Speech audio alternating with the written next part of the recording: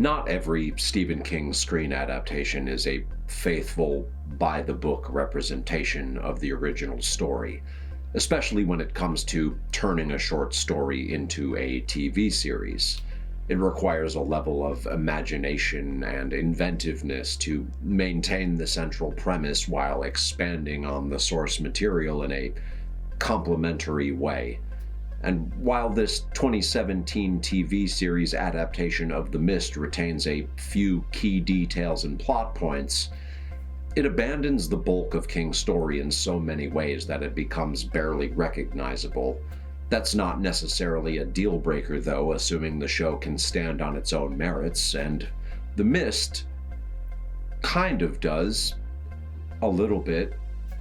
Somewhat. Maybe.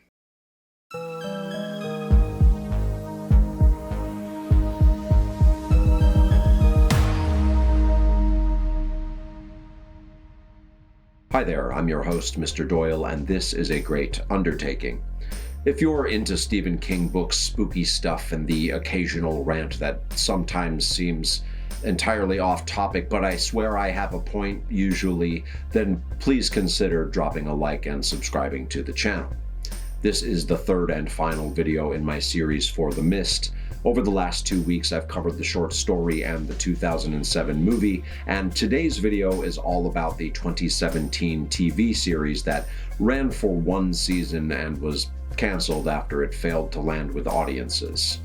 I had a hard time narrowing down the topics for this video, but considering I've yet to discuss the overt religious themes from the story, something that is prominent in the TV show as well, albeit in entirely different ways, I suppose we had better touch on that topic for at least a little while. Normally I would discuss the history and background of what led up to a production, the cast, the special effects, and all the details that led to a show or movie coming to fruition. But I'm going to forego the deep dive this time around in the interest of jumping right into the meat of the matter and, of course, the airing of my very specific grievances. Just to be clear, this show is not all bad, but to say there are some issues would be putting it gently. One issue in particular bothered me a great deal more than the others, though, and this first gripe isn't really the fault of the show itself. Selective censorship. First off, I had to spend $20 and buy the season because I couldn't find it on any of the multiple streaming services I already pay for. And that's fine. People worked hard on this show, and I don't bristle at the idea of spending a little money on entertainment. I didn't want to own this season necessarily, but that was really the only legal option, and at $2 per episode, it wasn't a bad deal. Spending the $20 wasn't what bothered me, though. What bothered me was that the show was censored. I bought the show on the Apple TV app, and the curse words were all cut out as if I was watching it on Spike TV, where it originally aired. It's not the biggest of deals. I just thought it was weird. I paid money for this. I want to hear all the words. Alright, so I acknowledge the apparent hypocrisy of me currently censoring myself after having said that, but should this channel ever get monetized in the future, I'd at least like a chance of my videos being ad-friendly, and no one is paying me to own my videos, so it's different. I've just never purchased any media online that was still censored the way it was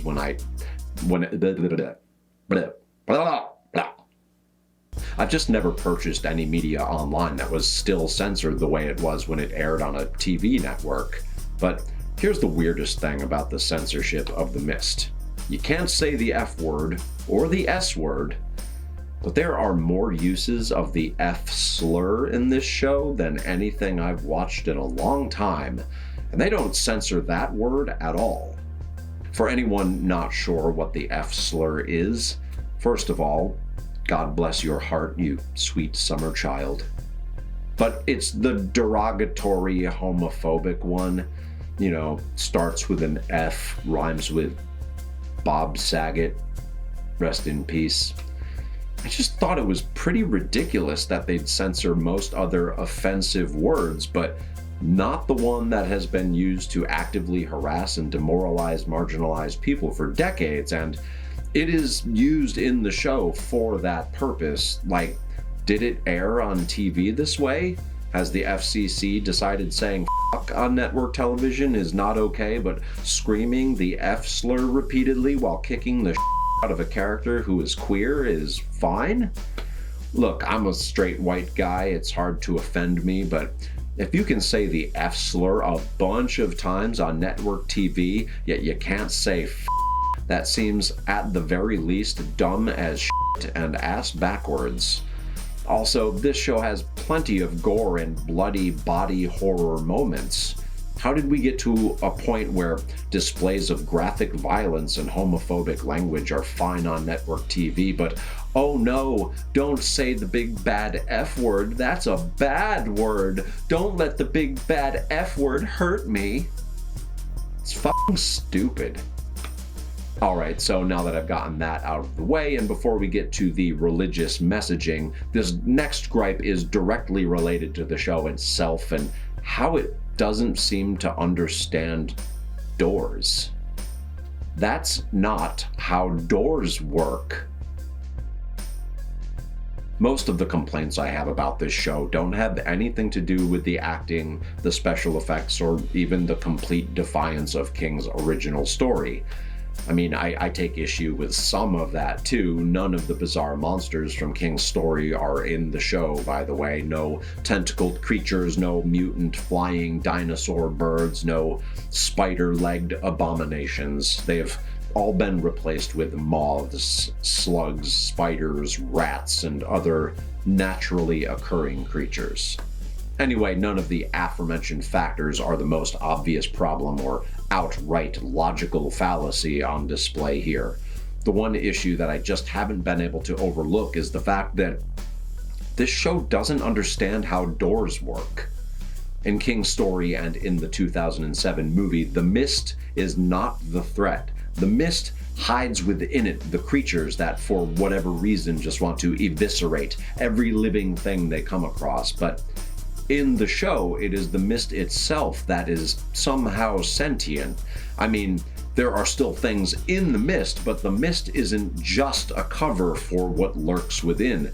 The mist seemingly creates those things from itself, and it invades any space it is afforded, whether through a broken window or, in one instance, a tiny keyhole. The mist finds its way in, but only when it's convenient for the plot. This is not an issue in the original story or the movie because the mist is not the threat. The mist is not a force. It is a means of obscuring the real threat within the mist.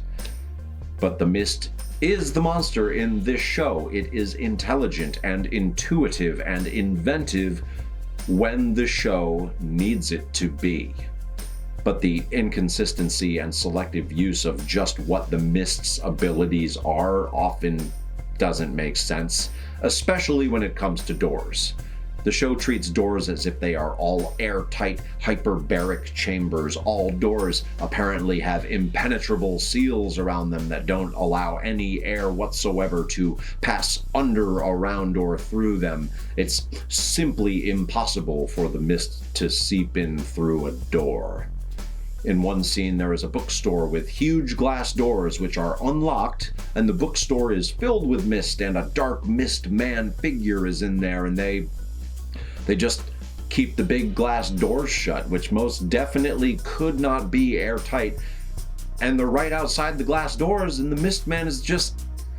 I mean, can he not open doors? Why can the physical forms that the mist manifests literally fight people and kill them, but not open an unlocked door? The mist goes through a keyhole at one point, but it can't go through the half-inch gap between the glass doors? Why can the mist fit through a tiny keyhole, but it can't get through that gap? And this isn't the only way the show seems to misunderstand how doors work.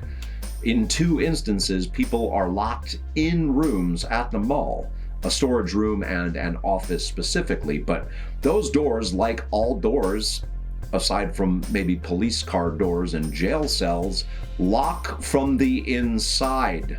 In what world can you lock someone in an office? Locks on doors are typically used to keep people out, not to keep them in. As someone who operates a large facility, I can tell you right now, if I had any doors that could lock someone in a room, code enforcement would shut my ass down in a heartbeat. That is insanely dangerous and simply not a thing. So, yeah, I realize this is perhaps a silly issue to focus on in the grand scheme of things, considering how the overall premise is, of course, an unrealistic fantasy that requires our suspension of disbelief and all. But it felt like something that should have been addressed or explained away at the very least. All I'm saying is to set your in-universe rules and stick to them. And maybe just do a bit of research on how doors work if they're going to be an integral part of the story and the only thing that stands between your characters and certain doom. Mother Nature versus the Christian God. In the original story, and even more aggressively in the movie adaptation, resident evangelist Mrs. Carmody comes to believe that the end of days, as foretold in the Bible, have arrived. She preaches to her makeshift congregation of sacrifice and redemption. Her religious mania is strictly of the Christian variety, and as a reader or viewer, we understand that she is unstable, that her fanaticism is tantamount to lunacy, that she is wrong. At no point are we allowed to believe that just maybe Mrs. Carmody has a grasp on reality. We understand that the mist is not the act of some vengeful god looking to cleanse the earth of humanity for their sins. The same cannot be said for this show's version of Mrs. Carmody, however, or this show's versions of Mrs. Carmody. To be clear, there is a Mrs. Carmody in the TV show, but her role is reduced from the integral religious zealot of the short story to instead just an asshole Karen who doesn't have any bearing on the plot and doesn't appear at all beyond the first episode. In this show, Mrs. Carmody is replaced by two central characters. Mrs. Raven, who is more of a crystal mommy, child of nature, hippy-dippy type, and Father Romanov, who is the pastor at the local church and is, of course, a devout follower of the Christian faith. Mrs. Raven believes that the mist and its power are the result of a tragic occurrence. She believes it is Mother Nature's way of cleansing those who harbor guilt and have committed misdeeds against the natural order of things. The Black Spring, which is something of a local legend and a part of the town's history that King touches on briefly in the original story, is used as evidence that perhaps Mrs. Raven is right, and the show goes out of its way to make it seem as if Mrs. Raven is in fact correct.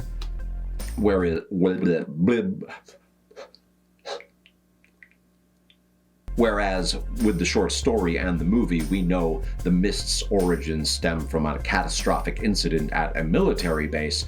In the show, we are led to believe the mist is either an act of nature itself or an act of God. Mrs. Raven's opposing force is Father Romanov. The father, like the Mrs. Carmody of the original story, believes the mist to be a reckoning upon the sinners of earth sent by the Christian God in which his belief is held. Romanov is convinced that Judgment Day is upon them and that his faith, his belief, and the ideology to which he has dedicated his life has come calling.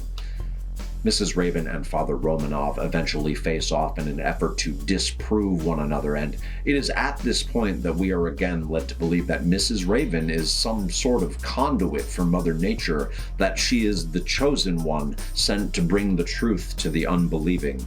Father Romanov, on the other hand, is shown to be a false prophet. He learns that there is no God, or at least not the one he believes in, and that his faith was misplaced, and he now must pay for his transgressions and for his refusal to deny his Christian faith. The messaging, as I interpreted it, was explicitly anti-Christianity and monotheism. The show has big, I'm not religious, but I'm spiritual vibes for sure. It goes out of its way to portray It goes out of its way to portray Father Romanov and his devoted followers as corrupt, dare I say evil, by the end of the show. They are the ones who worship false gods. Their Christian faith does not save them. Their devout belief does not see them spared. Quite the opposite, in fact. It is seemingly their Christian faith and belief that seals their unfortunate fates. Here's the thing, though. When the show concludes, you're no longer sure if Mrs. Raven was right or just lucky. When she arrives at the mall after following an underground sewer tunnel that leads from the church directly to the mall, how convenient, she starts spouting her end-of-days prophet, Mother Nature's revenge, Black Spring spiel to all in attendance, and, well, we get the impression that everyone thinks she is a few flowers short of a bouquet. Her story suddenly sounds outrageous, unbelievable, and outright insane, and not too long after, she is relieved of her duties. Although the way it happens leads me to wonder if she was right the whole time and she's being shown mercy instead of wrath. The show actually makes us feel silly for ever believing that she was right in the first place. It was kind of clever. It is never confirmed whether or not the mist was a naturally occurring incident or if it was the result of the top-secret operations of the Arrowhead Project going awry. We no doubt would have had those answers in Season 2 had that come to fruition, but unlike the book and movie, at no point is Arrowhead Project Arrowhead, whatever, suspected of causing the mist. It is never considered or speculated that they had anything to do with it, even though the organization is a part of the show's story. And while the show seems to proclaim that there is no God, only Mother Nature, it abandons that messaging to some extent in the final moments of the show, leaving the viewer uncertain of just what the implication or significance of this messaging was supposed to be over the course of the 10 episodes. I guess we'll never know. Final thoughts. Overall, I didn't dislike this show, despite the issues I had with some of it, but anyone going in expecting an accurate retelling of the King story is likely to be very disappointed. The cast, acting, special effects, and overall tone of the show are mostly good and consistent, but it's likely not the adaptation that most King fans wanted, especially when considering how well received the 2007 movie was. A part of me is sad that the show was canceled and that so many questions I have will go unanswered, but another part of me is relieved because I feel like watching another season of this show would be one season too many. There are a small handful of additional screen adaptations that originated from the Skeleton Crew collection, so next week I'm going to combine them all into one video, as the majority of them are short episodes from TV shows like The Twilight Zone or segments from movies like Creepshow 2. I've covered some of them already, and unfortunately the ones I haven't all look kind of terrible. So, yay! New videos premiere on this channel every Saturday at 10 a.m. Eastern Standard Time, so please subscribe to the channel to get notifications. Thanks for watching. Okay, goodbye. Be sure to click like and subscribe to the channel for my continued analysis of all things Stephen King, pretty pleased with blood and guts on top. My name is Mr. Doyle, and this has been a great undertaking.